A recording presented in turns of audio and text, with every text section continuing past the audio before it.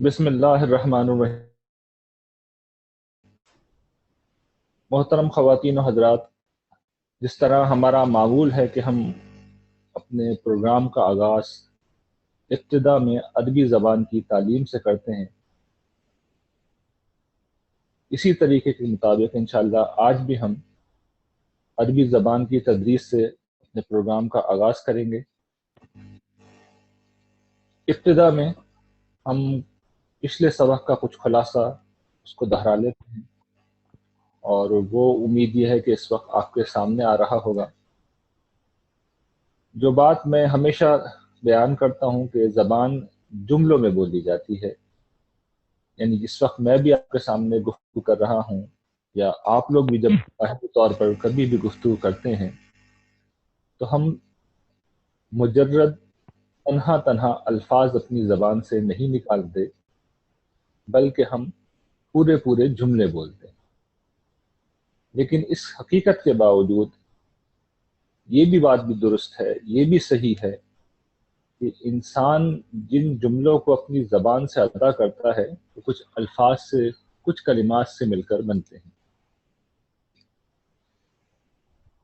ہم نے ان کلمات کا کچھ مطالعہ شروع کیا تھا، اور اس میں ہم نے یہ پڑھا تھا کہ کلمات تنہا بھی استعمال ہوتے ہیں اور آپس میں مل کر مرکبات بھی بناتے ہیں۔ کلمات جب تنہا استعمال ہوتے ہیں تو ہم نے یہ پڑھا تھا کہ اسم کی مختلف اقسام کیا ہوتی ہیں، اور پھر ان میں ہم نے تذکیر و تانیث مثال کے طور پہ پڑھا تھا، مذکر مؤنث جسے اردو میں کہتے ہیں، اور پھر ہم نے کامن ناؤن، پراپر ناؤن یعنی کہ نکرہ اور معرفہ کو بھی پڑھا تھا، اور پھر ہم نے مرکبات پڑھنے شروع کیے تھے۔ مرکبات کا مطلب یہ ہوتا ہے کہ الفاظ آپس میں ملتے ہیں، کلمات آپس میں ملتے ہیں اور پھر مل کر استعمال ہوتے ہیں، اور اس کی ایک مثال ہم نے پچھلی دفعہ پڑھی تھی مرکب توصیفی کے نام سے، جس میں ایک اسم دوسرے اسم کی وصف کو بیان کرتا ہے، اس کی خصوصیت کو بیان کرتا ہے۔ اس کی کچھ مثالیں ہم نے دیکھی تھی، مثال کے طور پر رجل صالح، فاطمۃ الزہراء، القبۃ الخضراء۔ یہ سب اس بات کی مثالیں ہیں کہ پہلا اسم جس کو موصوف کہتے ہیں اس کے بارے میں دوسرا اسم جس کو صفت کہتے ہیں، یہ موصوف جو کچھ بھی ہوتا ہے صفت اس کی تفصیل کر رہی ہوتی ہے، اس کی خصوصیت بیان کر رہی ہوتی ہے۔ جیسے کہ ہمیں یہ پتہ چل رہا ہے کہ یہ آدمی جو ہے نیک ہے، رجل صالح، آدمی نیک ہے۔ القبۃ الخضراء، ہم نے یہ دیکھا کہ یہ جو گنبد ہے اس کا رنگ سبز ہے۔ یہ وہی چیز ہے جسے اردو میں گنبد خضرا کہتے ہیں، رسول اللہ صلی اللہ علیہ وسلم کے روزہ مبارک پر بنا ہوا یہ گنبد ہے، عربی میں اسے القبۃ الخضرا کہتے ہیں۔ پھر میں نے یہ بھی واضح کیا تھا کہ موصوف اور صفت ہمیشہ تعریف و تنکیر اور تذکیر و تانیث میں ایک جیسے ہوتے ہیں، اور اس کی مثالیں بھی دی تھیں، وہ ابھی بھی آپ کے سامنے ہیں۔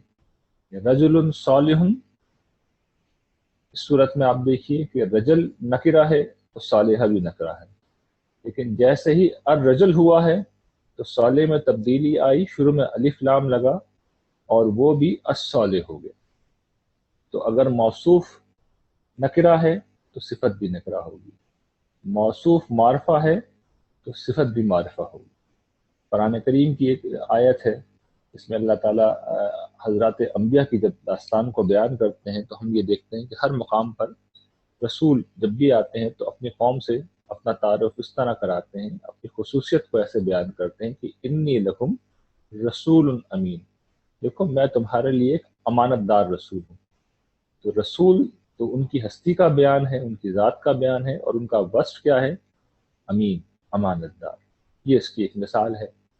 اس کو ہم الرسول الامین جب کہیں گے تو مراد کوئی خاص رسول ہوگا جو امانت دار ہے۔ اور میں آپ کی توجہ دلاؤں، آپ میں سے جن لوگوں کو روزہ رسول صلی اللہ علیہ وسلم پر حاضری کا موقع ملا ہے وہ جانتے ہیں کہ آپ کے روزے پر جالیوں کے اوپر جہاں آپ کا نام لکھا ہوا ہے وہاں پر یہ بات بیان ہوئی ہے کہ صادق الوعد الامین، تو وہاں پر جو لفظ استعمال ہوا ہے وہ الامین کا ہے۔ تو تو الامین عام طور پر رسول اللہ صلی اللہ علیہ وسلم کا مشہور لقب ہے، تو یہی جب ہم یہ لفظ بولتے ہیں تو اس سے مراد الصادق والامین سے مراد رسول اللہ صلی اللہ علیہ وسلم کی ہستی ہوتی ہے۔ پھر امرات صالحۃ، نیک عورت، پہلا مؤنث ہے تو دوسرا بھی مؤنث ہے۔ عروس جمیلہ، خوبصورت دلہن، عروس چونکہ مؤنث ہے، خاتون کے لیے لفظ استعمال ہوا ہے تو اس کی جو صفت ہے جمیلہ یہ بھی مؤنث آ گئی ہے۔ نفس مؤنث ہے، ہم جانتے ہیں مؤنث سمائی ہے، تو اس کی جو صفت آئی ہے وہ مطمئن نہیں آئی ہے بلکہ مطمئنہ آئی ہے، نفس مطمئنہ۔ اس کے بعد قرآن مجید سے چونکہ ہم نے یہ کوشش کی تھی پہلے بھی، اب بھی آپ کے سامنے جو مثالیں ہیں اس میں ہم یہ اہتمام کر رہے ہیں کہ مثالیں قرآن مجید سے دیں، تو دیکھیے وہاں پر اللہ تعالیٰ ارشاد فرماتے ہیں کہ وَمَا مِن دَابَّةٍ فِي الْأَرْضِ إِلَّا عَلَى اللَّهِ رِزْقُهَا وَيَعْلَمُ مُسْتَقَرَّهَا وَمُسْتَوْدَعَهَا كُلٌّ فِي كِتَابٍ مُبِينٍ، کہ کوئی جاندار ایسا نہیں ہے زمین میں مگر یہ کہ اس کا رزق اللہ کے ذمے ہو، اور اللہ جانتا ہے اس کے ٹھکانے کو، جہاں اس نے زندگی گزاری ہے اس کے ٹھکانے کو جانتا ہے، اور جہاں وہ مرنے کے بعد دفن کیا جائے گا اس کے سپرد کیے جانے والے مقام کو اللہ تعالیٰ جانتا ہے، اور سب کچھ ایک روشن کتاب میں درج ہے۔ تو کتاب مبین یہ کتاب کی صفت ہے کہ وہ روشن ہے، جسے مبین کے نام سے بیان کیا گیا ہے۔ اور پھر پہلے بھی ہم نے یہ مثال پڑھی تھی انہو لقول رسول کریم، کہ یہ ایک عزت دار رسول کا کلام ہے۔ حضرت جبرائیل کی طرف اشارہ ہے کہ یہ جو کلام ہے قرآن مجید ہے جسے تم لوگ القائے شیطان کہتے ہو، یہ کسی شیطان کا القاء نہیں ہے، اس کی وحی نہیں ہے، بلکہ اس کو ایک بہت عزت والا رسول وہ لے کر نازل ہو رہا ہے۔ تو حضرت جبرائیل کی صفت بیان ہوئی ہے، وہ کریم تھے، وہ عزت دار تھے۔ اور جیسے ہم نے پیچھے پڑھا انی لکم رسول امین، یہ اللہ کے رسولوں کی صفت ہے کہ امانت دار ہیں۔ حضرت جبرائیل کی بھی یہ صفت بیان ہوئی ہے، جبرائیل امین، اسی لیے انہیں کہتے ہیں۔ اب ہم تھوڑا سا آگے بڑھیں گے اور جو نئی چیز پڑھنی ہے اس کی طرف ہم تھوڑا سا فوکس کریں گے۔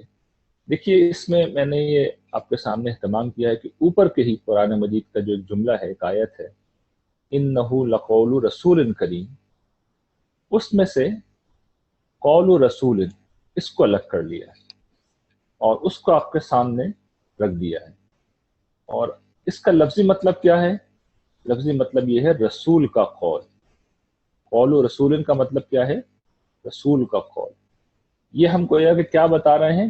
کسی ایک اسم کو دوسرے کی طرف منسوب کر رہے ہیں۔ اردو میں ہم یہ کرتے ہیں، اور جب کرتے ہیں تو اس کے دو طریقے ہوتے ہیں۔ جب ایک اسم کی اردو زبان میں دوسرے کی طرف نسبت بیان کرنا مقصود ہوتی ہے تو اس کے لیے یا تو ہم کا، کے، کی کا لفظ استعمال کرتے ہیں، یہ حروف ہم استعمال کرتے ہیں، یا پھر دوسرا طریقہ یہ ہے کہ ہم زیر لگاتے ہیں۔ مثالوں سے آپ کو بآسانی سمجھ میں آ جائے گا۔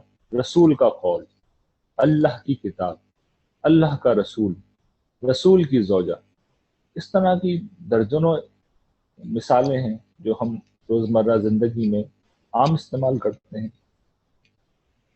دوسرا اس کا طریقہ جو زیر کے ذریعے سے ہے، دیکھیے اس کی مثالیں بھی بہت عام ہیں۔ قول رسول، کتاب الہی، باعث شرم، فکر اقبال، یہ سب اس بات کی مثالیں ہیں کہ ایک اسم کو دوسرے کی طرف منسوب کیا جا رہا ہے۔ تو یہ اصل میں ایک دوسرا مرکب ہے جس کا اب ہم مطالعہ شروع کر رہے ہیں، اور اس مرکب کا نام ہے مرکب اضافی۔ یعنی یہ مرکب اضافی ہے، اور اس میں ہوتا یہ ہے کہ جب کسی مرکب میں، مرکب سے مراد یہ ہے دو الفاظ ملے ہوئے ہیں، جب کسی مرکب میں پہلا اسم دوسرے کی طرف منسوب ہو تو یہ مرکب اضافی ہے۔ ہمیشہ کی طرح میں یہ توجہ دلاؤں گا کہ نام اگر بھول جائیں اس کا کوئی فرق نہیں پڑتا، اصل میں جو مطلب ہے، جو اس کا استعمال ہے وہ سمجھنا چاہیے۔ تو اس پہ ہم فوکس کرتے ہیں کہ دیکھیے وہی بات، وہی اگزامپل ہم لے لیتے ہیں، قول و رسول، یہ ایک مثال آپ کے سامنے، رسول کا قول۔ پھر ایک دوسری جگہ اللہ تعالیٰ ارشاد فرماتے ہیں کہ یوم یقوم الناس لرب العالمین، سورہ مطففین میں اللہ تعالیٰ کہتے ہیں وہ دن جب لوگ رب العالمین کے حضور پیش کیے جائیں گے، اس کے سامنے کھڑے ہوں گے۔ تو رب العالمین، جہانوں کا رب، اس کو ہم نے سرخ کر کے مارک کر دیا ہے، یہ اس کی مثال ہے جہانوں کا رب. کلا انا کتاب الفجار لفی سجین، ہرگز نہیں، بے شک گناہ گاروں کا جو دفتر ہے، ان کا جو نامہ اعمال ہے وہ سجین میں ہوگا. تو اس میں جو کتاب الفجار ہے، یہ دیکھیے گناہ گاروں کا نامہ اعمال، یہ بھی وہی ترکیب استعمال ہو رہی ہے. پھر قرآن کہتا ہے وما ادراک ما سجین، تمہیں کیا معلوم کہ سجین کیا ہے؟ تو جواب خود ہی دیتے ہیں اللہ تعالیٰ، کتاب مرقوم، یہ ایک کتاب ہے جو رقم کی گئی ہے. مرقوم رقم کی گئی ہے یعنی لکھی ہوئی کتاب، لکھا ہوا دفتر، لکھا ہوا رجسٹر. یہ قرآن مجید سے میں نے آپ کے سامنے مثالیں بھی دے دی ہیں. اور اس مثال کو اگر آپ لے لیجئے، یعنی اس میں سے جو پہلی والی مثال ہے قول رسول کی، اس میں آپ دیکھیے قول کو ہم اصطلاح میں مضاف کہتے ہیں اور رسول مضاف الیہ. یعنی مضاف کا مطلب یہ ہے کہ کیا چیز ہے جس کو ہم منسوب کر رہے ہیں، اور جس کی طرف منسوب کیا جا رہا ہے اسے مضاف الیہ کہتے ہیں، اور ان کا باہمی تعلق اضافت کہلاتا ہے. اب دو تین چھوٹے چھوٹے سے قاعدے ہیں جو آپ سمجھ سکتے ہیں، اور اس کے بعد پھر آج کا یہ سلسلہ ختم ہوگا. دیکھیے مضاف پر، مضاف سے مراد کیا ہے؟ جو جس کو منسوب کیا جا رہا ہے، جو کہ یہاں پر پہلا اسم ہے. مضاف پر نہ الف لام ہوگا نہ تنوین آتی ہے. اوپر آپ مثالوں میں دیکھ لیجیے کہ قول کے اوپر بھی نہ تنوین ہے. تنوین کہتے ہیں دو زیر دو زبر دو پیش کو.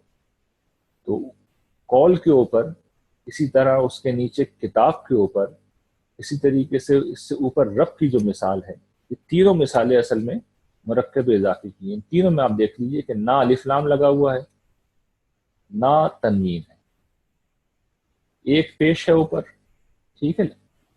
قولو میں لام کے اوپر ایک پیش ہے، اور اسی طریقے سے جو رب ہے اس میں ایک زیر ہے، اور کتاب کے اندر ایک زبر لگا ہوا ہے. دو زیر دو زبر دو پیش نہیں ہے، اور تینوں میں کہیں پہ الف لام بھی نہیں. تو یہ اصل میں اس کی پہلی نشانی ہوتی ہے. اس کے برعکس آپ دیکھیں کتاب مرقوم کا جو مرکب ہے یہ اصل میں صفت موصوف ہے. تو کتاب کے اوپر تنوین آیا ہے، کتاب مرقوم میں کتاب کے اوپر تنوین آیا ہے. تنوین آ گیا تو یہ سادہ ترین نشانی ہے کہ یہ مرکب اضافی نہیں ہو سکتا، تنوین نہیں آ سکتا. اور اسی سے آپ فرق بھی کر سکتے ہیں. ویسے تو فرق آپ معنی سے بھی کر سکتے ہیں، اس وقت معنی آپ کو معلوم ہوتے ہیں تو آپ اندازہ کر سکتے ہیں کہ کون سا مرکب توصیفی ہے اور کون سا مرکب اضافی ہے. اچھا، پھر اگلا جو اس میں سمجھنے کی بات ہے کہ جو مضاف الیہ ہے یعنی دوسرا اسم ہے، وہ سب جگہ دیکھ لیجیے کہ اس کے نیچے زیر آ رہا ہے.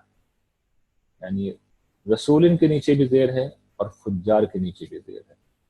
عالمین بھی اصل میں اسی حال میں، لیکن اس کا ضابطہ چونکہ کچھ مختلف ہے اس لیے اس کو چھوڑ دیجیے. لیکن آپ کتاب الفجار میں فجار کے نیچے دیکھ لیجیے زیر لگا ہوا ہے، اور قول و رسول میں آپ دیکھ لیجیے کہ لام کے نیچے بھی دو زیر ہے. تو ہمیشہ زیر والا ہوتا ہے، چاہے وہ ایک زیر ہو چاہے دو زیر ہو، لیکن ہوگا ہی وہ ہمیشہ زیر والا، جسے مجرور کہتے ہیں. مثالیں آپ کے سامنے میں نے دے رکھی ہیں.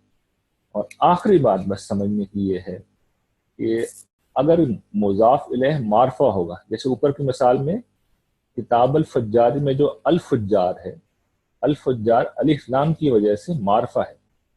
تو الفجار چونکہ معرفہ ہے تو اس سے پہلے جو کتاب آ رہا ہے وہ بھی معرفہ سمجھا جائے گا. ہم نے جو معرفہ کی کچھ قسمیں پڑھی تھیں کہ معرف باللام، یعنی وہ اسم جس کے شروع میں الف لام لگا ہوا ہے، جیسے کہ الفجار ہے. اس میں علم وہ کسی خاص شخص یا جگہ کا نام ہو، یا اس میں ضمیر ہوا انتا، یہ سب ہم پہلے پڑھ چکے ہیں. تو اس میں ایک چوتھی قسم بھی شامل ہو گئی کہ اگر مرکب اضافی میں جو مضاف الیہ ہے، دوسرا اسم ہے، اس میں الف لام لگا ہوا ہے یا وہ معرفہ ہے کسی بھی طریقے سے، تو جو پہلا اسم ہے وہ خود بخود معرفہ سمجھا جائے گا. تو یہ کچھ چیزیں تھیں، اس کے بنیادی قاعدے تھے. اس کی انشاءاللہ ہم آئندہ بھی پریکٹس کریں گے. میں ہمیشہ توجہ دلاتا ہوں کہ دیکھیے قاعدے آپ بس سمجھ لیجئے، آپ کو کوئی عربی زبان لکھنی نہیں ہے، بولنی نہیں ہے، لیکن اصل میں اس سے فائدہ یہ ہو رہا ہے کہ آپ کی ویکیبلری بڑھ رہی ہے، ذخیرہ الفاظ بڑھ رہا ہے.